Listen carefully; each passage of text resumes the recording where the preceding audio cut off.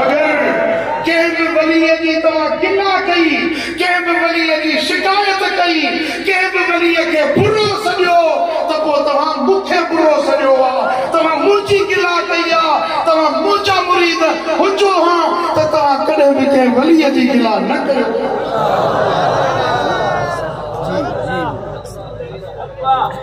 अॼु पीर परस्ती जे नाले ते अहले सुन्नत खे विरहायो थो वञे पियो।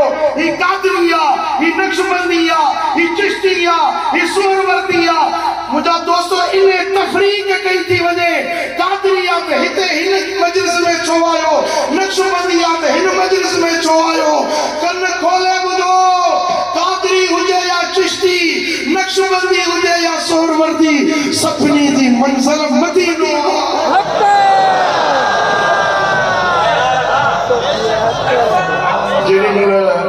मदीने वाले साईं की दरबार लगंदी है ना, सोने नबी की कचहरी लगंदी है ना, तो अहले हयाती वाला वली है, अहले ममाती वाला वली है।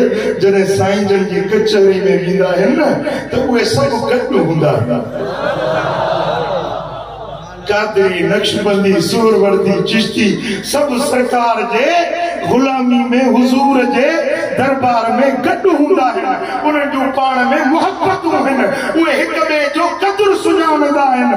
वली रा वली नी शनासत, वलीअ खे वली सुञाणंदो आहे। तव्हां पंहिंजा अमल बर्बाद न कंदा कयो, तफरीक न पैदा कयो। जेको बि जहिड़े सिलसिले सां, जहिड़े बि पीर सां वाबस्ता है, चओ त हर वली असांजे लाइ अखियुनि जो नूर आहे, दिलि जो सुरूर।